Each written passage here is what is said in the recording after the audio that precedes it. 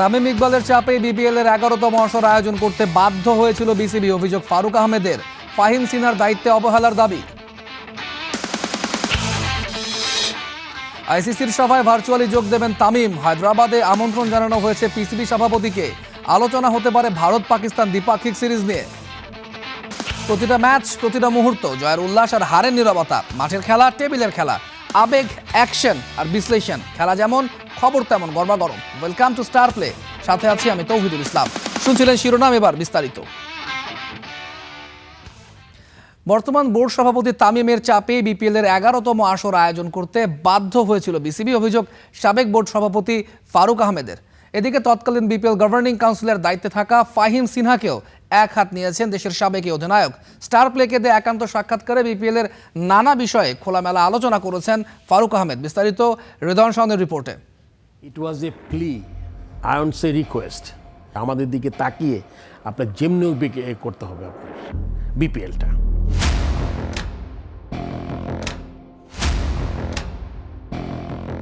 বিসিবির দায়িত্ব পেয়ে একের পর এক চমকপ্রদ সিদ্ধান্ত নিয়ে ইতিবাচক আলোচনায় তামিম ইকবাল খান। বিপিএল এর গেল 2 আসরে ফ্র্যাঞ্চাইজি বিতর্কে কঠোর অবস্থানে দেশের সাবেক কাপ্তান। যেখানে যাচাই বাছাই ছাড়াই ফ্র্যাঞ্চাইজি সিলেকশন, পর্যাপ্ত প্রস্তুতি না নিয়েই বিপিএল আয়োজন এবং নানা ইস্যুতে তৎকালীন দায়িত্ববানদের সমালোচনা করেছেন বিসিবির নয়া বস।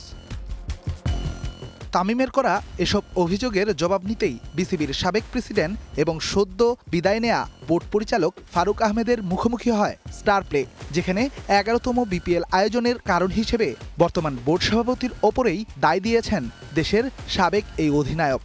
বর্তমান সভাপতির কথা শুনেছি আমি, এরকম টিম না পাওয়া গেলে বিপিএলই করার দরকার নাই। এটা তো খুব ইজি একটা সলিউশন, তাই না? সবচেয়ে ইজি সলিউশন। আমার জন্য এই ইজি সলিউশন ছিল ওই সময়টায়। ওই কাজটা আমি করতে পারি নাই। বর্তমান যে বোর্ড সভাপতি, উনি ন্যাশনাল প্লেয়ারদের নিয়ে এসে মানে it was a plea, I won't say request, it was a plea. You are a former captain, you have become a board president. It is আপনার দায়িত্বের মধ্যে পড়ে আমাদের দিকে তাকিয়ে আপনার যেমনি করতে হবে আপনার বিপিএলটা। So that was the only pressure I felt.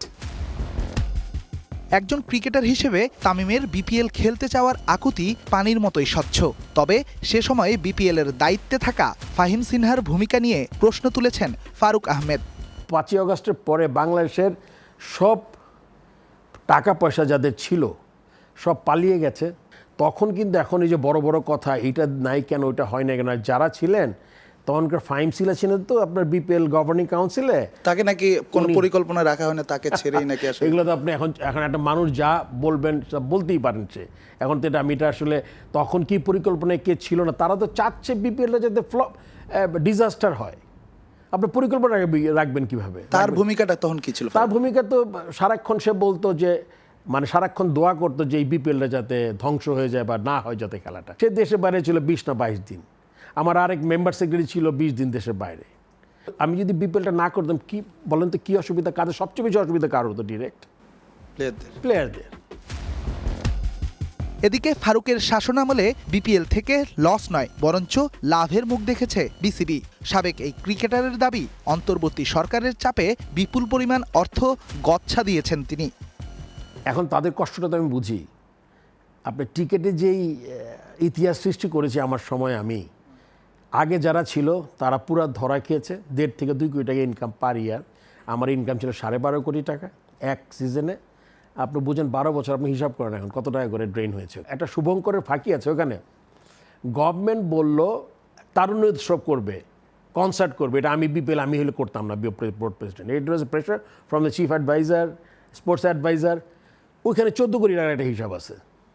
So you take 14 কোটি টাকা, তাহলে তো বিপিএল ব্রেক ইভেন আমার সময়। আচ্ছা, ওই যে তারুণ্য উৎসবের একটা খরচ, ওটা হচ্ছে বিসিবি থেকে, ওটা বিপিএল এর খরচ হিসাবে ঢুকাই দিছে। সো দ্যাট ইট লুকস মানে বিপিএল এর লস। যাবার বেলায় বর্তমান বোর্ড সভাপতি তামিম ইকবালের প্রতি বিশেষ বার্তাও দিয়েছেন ফারুক আহমেদ। বর্তমান প্রেসিডেন্টকে একটা জিনিস আমি তাকে বলতে চাই যে before he makes a statement, he should be thinking, I am president before him, captain before him, played for the national before him. I became chief selector. আমার হাত ধরে কিন্তু এরা এই তামিম সাকিবেরাই কিন্তু ন্যাশনাল টিমে ঢুকেছে। অ্যান্ড যে প্রজ্ঞাটা আমার ছিল, এই প্রজ্ঞাটা হয়তো বা তামিমের আরও 1-2 বছর পরে ডেবিউ হইতো যদি আমি না থাকতাম। তামিম তো আসছে, because Tamim is a good player, is a world class player, but আমি না থাকলে তোর ডেবিউটা 1 বছর পরে হতো। আমি না হলে তো ওর ডেবিউতে 50 করে আমরা ইন্ডিয়াকে সুপার হিটের থেকে যাওয়া থেকে বন্ধ করতে পারতাম না হয়তো বা। Redwan Shaon, star play, Dhaka. BCB নির্বাচনের ডামাডোলে চলতি মাসের শেষে আইসিসির সভায় সশরীরে উপস্থিত হতে পারবেন না বিসিবি সভাপতি তামিম ইকবাল। তবে ভার্চুয়ালি যোগ দেওয়ার কথা রয়েছে তার। বরফ গলছে পিসিবি আর বিসিসিআইয়েরও। হায়দ্রাবাদে অনুষ্ঠেয় আইসিসির সভায় আমন্ত্রণ জানানো হয়েছে পিসিবি চেয়ারম্যান মহসিন নাকভিকে, যেখানে টেস্ট সাইকেলের পাশাপাশি আলোচনা হতে পারে দীর্ঘদিন বন্ধ থাকা ভারত পাকিস্তান দ্বিপাক্ষিক সিরিজ নিয়েও। মাহবুব রিমনের রিপোর্ট। বেজে গেছে বিসিবি নির্বাচনের ডামাডোল। রোববার খসড়া ভোটার তালিকা প্রকাশের পর মনোনয়ন বিতরণ শুরু বুধবার থেকে। 7 জুন নির্বাচনের আগেই প্রতিদিন যেন ব্যস্ততম দিন। আর তাই এ মেয়াদে হয়তো আইসিসি সভাতে উপস্থিত থাকা হচ্ছে না বিসিবির অ্যাডহক কমিটির সভাপতি তামিম ইকবালের। ভারতের আহমেদাবাদের চলতি মাসের শেষ 2 দিন অর্থাৎ 30 আর 31 মে বসবে বিশ্ব ক্রিকেটের সর্বোচ্চ এই নিয়ন্ত্রক সংস্থার উচ্চ পর্যায়ের সভা। এমনিতেই বুলবুল কমিটির নানা কর্মকাণ্ডে আইসিসির সঙ্গে দূরত্ব বেড়েছে বিসিবির। এরপর তামিমের বর্তমান বোর্ডের বিরুদ্ধেও নালিশ গেছে দুবাইয়ে। তাই তো বাংলাদেশের জন্য এই সভাটি বিশেষ। জানা গেছে নির্বাচনী ব্যস্ততায় সশরীরে না হলেও ভার্চুয়ালি উপস্থিত থাকতে পারেন তামিম ইকবাল। সশরীরে তামিম না থাকলেও থাকবেন প্রধান নির্বাহী কর্মকর্তা নিজামুদ্দিন চৌধুরী সুজন। মূল বৈঠকের আগে 21 মে ভার্চুয়ালি সিওর বৈঠকেও বাংলাদেশকে প্রতিনিধিত্ব করবেন তিনি। আলোচনা করবেন ভারতের আসন্ন বাংলাদেশ সফর নিয়েও। আরও একটি কারণে আইসিসির এই সভাটি বিশেষ। প্রথমে কাতারের দোহাতে এই সভা হওয়ার কথা থাকলেও মধ্যপ্রাচ্যের চলমান ক্রাইসিসের কারণে যা স্থানান্তর হয় আহমেদাবাদে। তাই তো প্রশ্নের মুখে পড়েছে পাকিস্তানের অংশগ্রহণ। তবে জানা গেছে বিসিসিআইয়ের গ্রিন সিগনালে যেখানে আমন্ত্রণ জানানো হয়েছে মহসিন নাকভিকে, নাকভি অপেক্ষায় আছেন পাক প্রধানমন্ত্রী শাহবাজ শরীফের অনুমতির। সভাতে আলোচনা হবে টেস্ট সাইকেলের ভবিষ্যৎ নিয়েও। যুক্ত করার পরিকল্পনা করা হয়েছে জিম্বাবুয়ে, আয়ারল্যান্ড আর আফগানিস্তানকে। এমনকি প্রায় 1.5 দশক বন্ধ থাকা ভারত পাকিস্তান সিরিজ নিয়েও হচ্ছে আলোচনা। নিরপেক্ষ ভেন্যুতে হলেও পরবর্তী টেস্ট চক্রে চিরপ্রতিদ্বন্দ্বী এই 2 দলের টেস্ট ম্যাচ আয়োজন করতে চায় আইসিসি।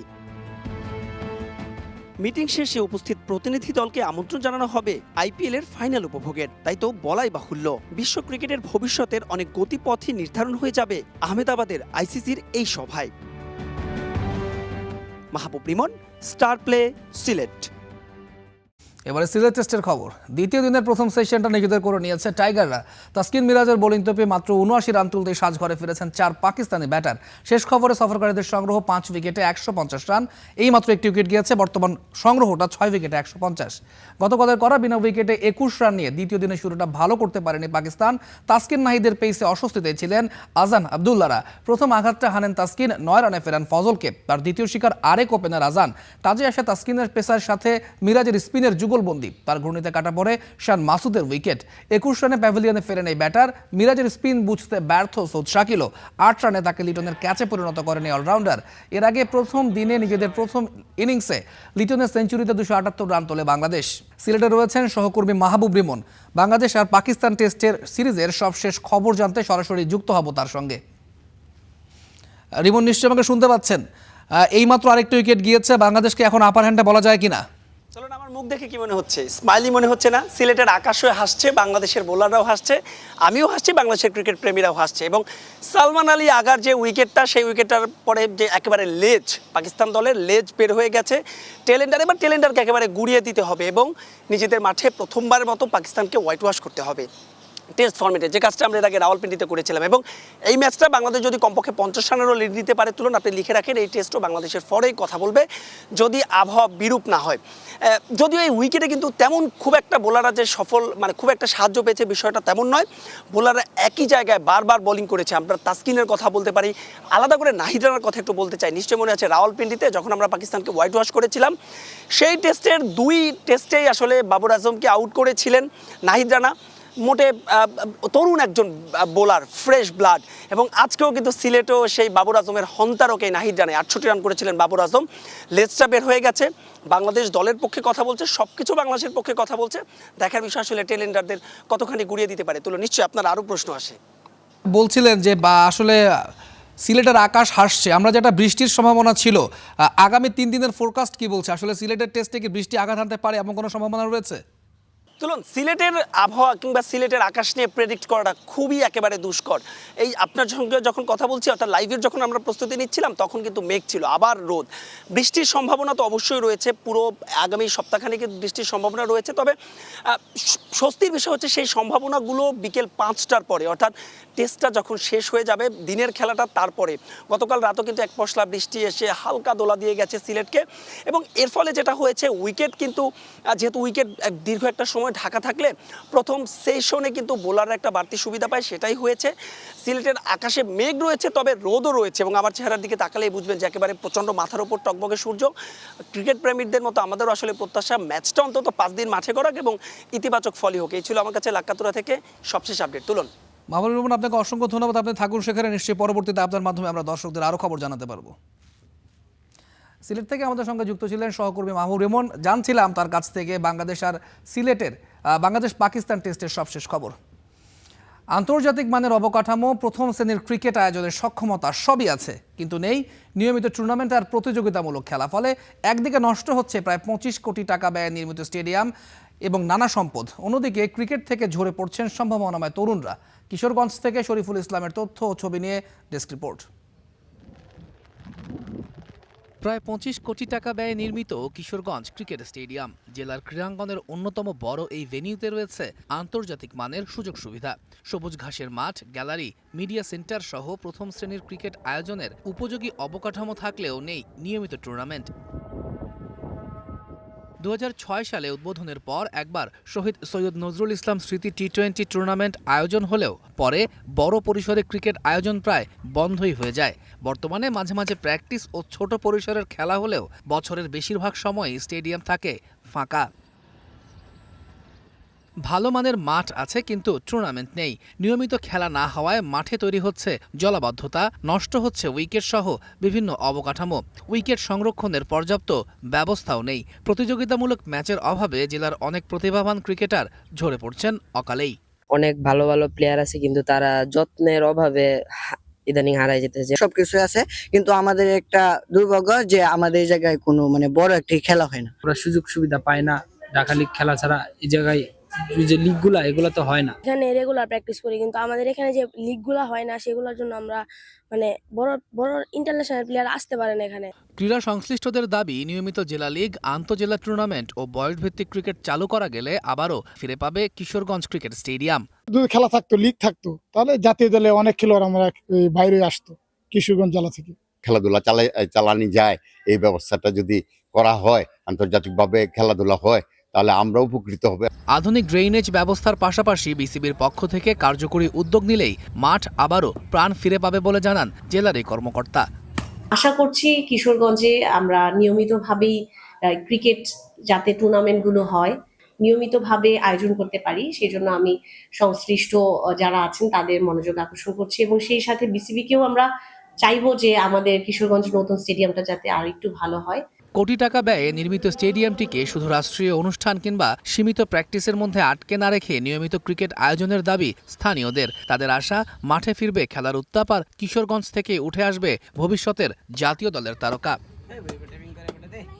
তৌহিদুল ইসলাম, স্টার প্লে। কিশোরগঞ্জের ক্রীড়াঙ্গন নিয়ে আরও বিস্তারিত জানতে চাই, জানাতেও চাই। এই মুহূর্তে কিশোরগঞ্জ থেকে আমাদের সঙ্গে যুক্ত রয়েছেন সাবেক খেলোয়াড় ও সংগঠক মোহাম্মদ মুখলেস উদ্দিন। মুখলেস উদ্দিন, আপনাকে স্টার প্লেতে স্বাগত জানাই। কিশোরগঞ্জের একটা স্টোরি আমরা দেখছিলাম, মাঠ আছে কিন্তু আসলে সেরকম খেলা নেই। ঠিক কতদিন যাবৎ কিশোরগঞ্জে আসলে জেলা লিগ কিংবা বয়সভিত্তিক খেলাগুলো বন্ধ রয়েছে? আসলে কিশোরগঞ্জ ক্রিকেট বলতে একেবারে শূন্য কোঠা। আপনি যদি দেখেন যে কিশোরগঞ্জ স্টেডিয়ামটা এত টাকা ব্যয় করে স্টেডিয়াম নির্মিত করছেন, কিন্তু এর ভালো মানের কোনো টুর্নামেন্ট হয় না, একেবারেই না। দেখেন, আমি যদি আপনাকে একটু দেখাই বা বলি, এই স্টেডিয়ামটা আপাতত যে আমরা পিচটা ঢেকে রাখবো ওটা ট্রিপল নাই, পানি নিষ্কাশনের কোনো ব্যবস্থা নাই। আগে এই এত সুন্দর একটা স্টেডিয়াম, এখানে ইন্টারন্যাশনাল পর্যায়েই পড়ে এই স্টেডিয়ামটা, যে কোনো খেলাধুলা এটা কিশোরগঞ্জকে ভেন্যু করতে পারে। কিন্তু কেন জানি এই ক্রিকেট বোর্ডের উদাসীনতায় বা বলবো আমি যে একটা অজুহাত দেখায় যেখানে কিশোরগঞ্জ যদি আমরা ভেন্যু করি তাহলে এই উন্নত মানের হোটেল নাই, খেলোয়াড়রা ওইখানে রাত্রি যাপন করতে পারবেন না। আমি ওনাদের উদ্দেশ্যে শ্রদ্ধার সঙ্গে বলবো যে আপনারা হয়তো কিশোরগঞ্জ আসেননি, কিশোরগঞ্জ আপনারা দেখেননি। স্টেডিয়াম যেমন মানের, কিশোরগঞ্জ শহরও আমরা উন্নত মানের। এখানে 5 স্টার না, অন্তত 3 স্টার মানের হোটেল এখানে আছে। যে কতগুলো টিম, আমি মনে করি যে 20টা 25টা টিম এই থাকার ব্যবস্থা আমাদের কিশোরগঞ্জ আছে আল্লাহর রহমত।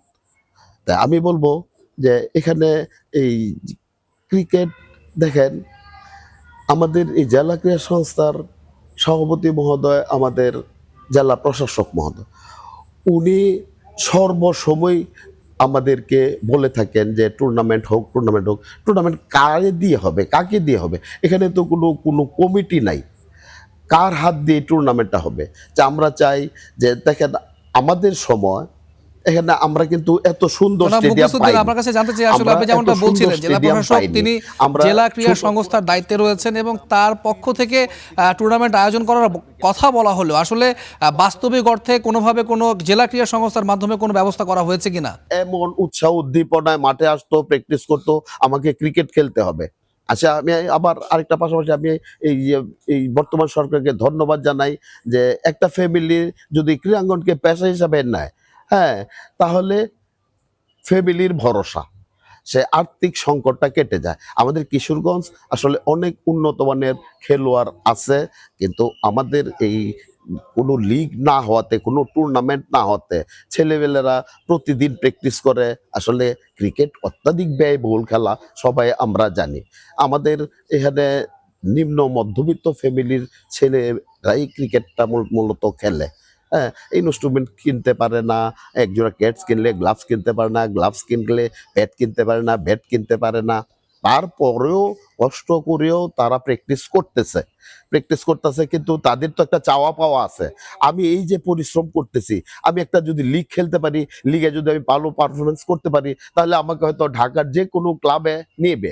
হ্যাঁ, আমি ওইখানে আমার পারফরমেন্সটা করে আমি আমার জাতীয় দলে যাওয়ার চেষ্টা করব। আছে কিশোরগঞ্জের এখনো অনেক ভালো মানের ক্রিকেটার ঢাকাতে আছে, তারা সুযোগ সুবিধা পাচ্ছে না সেরকম, কিন্তু নাই যে তা না। এখন বর্তমানে আমাদের কিশোরগঞ্জের 2 জন সাবেক কৃতি ক্রিকেটার আছেন, দেবব্রত পাল এবং পাবেল হোসেন। তারা যথাসাধ্য চেষ্টা করছেন কিশোরগঞ্জ ক্রিকেটকে আবার উজ্জীবিত করার জন্য। মুখলেসুদ্দিন, আপনাকে অসংখ্য ধন্যবাদ আমাদের সঙ্গে যুক্ত হওয়ার জন্য, এবং আপনার সাথে পাশাপাশি আমরাও আশা করি যে কিশোরগঞ্জে ক্রিকেটটা ফিরবে এবং এত সুন্দর একটা স্টেডিয়াম, সেখানেও খেলা ফিরবে এবং সেই স্টেডিয়ামটা প্রাণ ফিরে পাবে। আমাদের সঙ্গে কিশোরগঞ্জ থেকে যুক্ত ছিলেন মুখলেসুদ্দিন, তিনি সাবেক খেলোয়াড় এবং ক্রীড়া সংগঠক, জানাচ্ছিলেন কিশোরগঞ্জের ক্রিকেটের দুর্দশার গল্প। বিশ্বকাপ মানেই নতুন নায়ক জন্ম নেওয়ার গল্প, কিন্তু 2026 বিশ্বকাপের আলোয় লুকিয়ে আছে কিছু বিদায়ের কষ্ট। এটাই হয়তো শেষবার যে মঞ্চে একসঙ্গে দেখা যাবে মেসি আর রোনালদোকে। শেষবার নেইমারের কাঁধে ভর করে স্বপ্ন দেখবে ব্রাজিল, মদ্রিচের পায়ে থেমে যাবে সময়, কিংবা ডি ব্রুইনার পাশে খুলে যাবে রক্ষণ ভাগ। শেষবার সালাকে ঘিরে জেগে থাকবে মিশরের আশা, যারা 2 যুগ ধরে কোটি মানুষের আবেগ, তর্ক, ভালোবাসার, উন্মাদনার নাম হয়ে আছেন। তাদের জন্য 2026 হয়তো দ্য লাস্ট ডান্স। ফিফা বিশ্বকাপ ঘিরে উত্তেজনার পারদ এখন আকাশ ছুঁইছে। ফুটবলের মাদকতায় ডুব দিতে প্রস্তুত পুরো বিশ্ব। তবুও এই উৎসবের আড়ালে নিঃশব্দে বেজে চলেছে বিষাদের এক করুণ সুর। 1 যুগেরও অধিক সময় ধরে ফুটবলের আকাশকে নিজেদের উজ্জ্বলতায় ভরিয়ে রাখা কয়েকটি নক্ষত্রের জন্য এটাই হয়তো শেষবারের মতো বিশ্বমঞ্চে জ্বলে ওঠার সুযোগ। যাদের পায়ের ছোঁয়ায় মাঠ হয়ে উঠত কবিতা, যাদের এক একটি গোলে লাখো হৃদয় কেঁপে উঠেছে, যারা প্রজন্মের স্বপ্নকে নিজের কাঁধে বয়ে বেরিয়েছেন, তারাই এখন দাঁড়িয়ে আন্তর্জাতিক ক্যারিয়ারের গোধূলি লগ্নে। মাঝমাঠের 2 জাদুকর কেভিন ডি ব্রুইনা আর লুকা মদ্রিচ। কেভিন বেলজিয়ামের গোল্ডেন জেনারেশনের প্রতীক। 2014 সালে অভিষেক থেকে শুরু করে 2018-এ 3য় স্থান অর্জন পর্যন্ত তিনি মাঝমাঠ নিয়ন্ত্রণ করেছেন নিজস্ব ছন্দে। রাশিয়া বিশ্বকাপে তার আধিপত্য ছিল দেখার মতো, তবে বয়স, ক্লান্তি আর বদলে যাওয়া বেলজিয়াম দলের বাস্তবতায় 2026 বিশ্বকাপই হতে যাচ্ছে তার শেষ। লুকা মদ্রিচ ক্রোয়েশিয়ার আত্মবিশ্বাসের প্রতিমূর্তি। 2006 সালে সম্ভাবনাময় তরুণ হিসেবে শুরু করা এই মিডফিল্ডার 2018 সালে দলকে ফাইনালে তুলে ইতিহাস গড়েন, জিতে নেন গোল্ডেন বল। বয়স যত বেড়েছে তার ফুটবলীয় বুদ্ধিমত্তা ও প্রতিদ্বন্দ্বিতার মানসিকতা ততই অটুট হয়েছে। তবু সময় নির্মম। বয়সটা 40, তাই 2026 বিশ্বকাপই হতে যাচ্ছে তার শেষ বিশ্বমঞ্চ। নেইমার পুরো জাতির স্বপ্নের ভার বহন করে চলেছেন একাই। 2014 সালে ব্রাজিলের ভরসার প্রতীক হয়ে উঠেছিলেন তিনি। তার ইনজুরিতে ভেঙে পড়েছিল পুরো দেশ। পরবর্তী আসরগুলোতে তিনি ছিলেন অভিজ্ঞ নেতা। কাতারে গোল করলেও ক্রোয়েশিয়ার বিপক্ষে কোয়ার্টার ফাইনালে বিদায় ব্রাজিলকে আবার হতাশ করেছিল। 2026 যদি তার শেষ বিশ্বকাপ হয়, তবে তা হবে প্রতিভা, চাপ ও অপূর্ণতার এক দীর্ঘ অধ্যায়ের করুণ সমাপ্তি। মোহামেদ সালার কাছে বিশ্বকাপের গুরুত্বটা একেবারেই আলাদা। মিশরের জন্য বিশ্বকাপের জায়গা পাওয়াই কঠিন। 2018 সালে প্রায় 3 দশক পর মিশর ফিরেছিল, তারপর 2026। এবারও দেশটির ভরসা 34 বছর বয়সী এই ফরওয়ার্ড। আর দ্য গ্রেটেস্ট শো অন আর্থে হয়তো এটাই হতে যাচ্ছে সালার দ্য লাস্ট ড্যান্স। 2026 ফিফা বিশ্বকাপে ইতি ঘটতে যাচ্ছে ফুটবলের সবচেয়ে বড় প্রতিদ্বন্দ্বিতার, মেসি রোনালদো। প্রায় 2 যুগ ধরে বিশ্বকাপের গল্পটা লেখা হচ্ছে মেসিকে ঘিরেই। 5টি বিশ্বকাপ, অসংখ্য স্মৃতি এবং অবশেষে কাতারের স্বপ্ন পূরণ। শুরুর হতাশা কাটিয়ে তিনি বিশ্বকাপ জয় করে ক্যারিয়ারের সবচেয়ে বড় অপূর্ণতা মিটিয়েছেন। 38 বছর বয়সী এই ক্ষুদে জাদুকরের জন্য 2026 বিশ্বকাপ শুধু শিরোপার লড়াই নয়, বরং হতে যাচ্ছে আবেগঘন বিদায়ী সফর। তার বিপরীতে ক্রিস্টিয়ানো রোনালদো টানা 5 বিশ্বকাপে গোল করে তিনি ইতিহাস গড়েছেন। 6ষ্ঠ বিশ্বকাপে গোল করতে পারলে তিনি হবেন অনন্য। বয়সটা 41, তারপরও জয়ের ক্ষুধা এখনো অটুট। পর্তুগালের স্বপ্ন হয়তো ঘুরপাক খাবে তার চারপাশেই, তবে সময়ের কাছে তো একসময় হার মানতেই হয়। তাই তো ইতিহাসের সবচেয়ে বড় বিশ্বকাপেই হয়তো শেষবারের মতো দেখা যাবে এই মহাতারকাকে। তৌহিদুল ইসলাম, স্টার প্লে। আজকে খেলাও থামবে না, খবরও না। স্টার প্লের সঙ্গেই থাকুন।